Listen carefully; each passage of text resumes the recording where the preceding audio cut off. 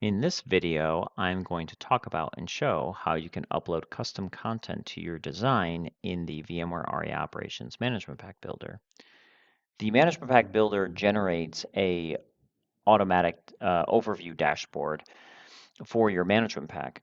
However, this isn't going to cover all the types of cases that you might need to show and might be very helpful to include with your management pack.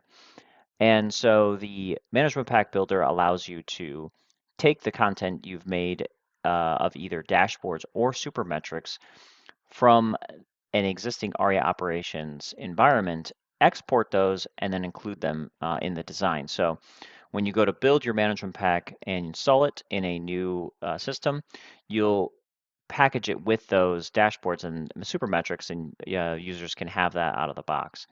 So the way this works is there's a content page here, and this allows you to upload any of those super metrics that you've exported via the UI in Aria Operations or super metrics.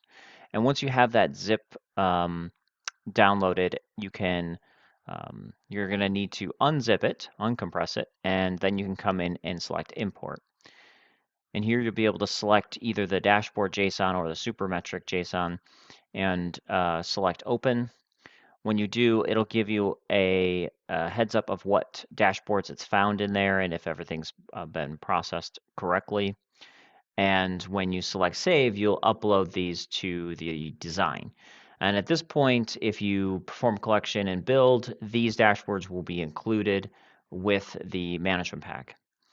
If you need to override these, you can remove them and import again, or you can import over top of the dashboards. That's fine as well.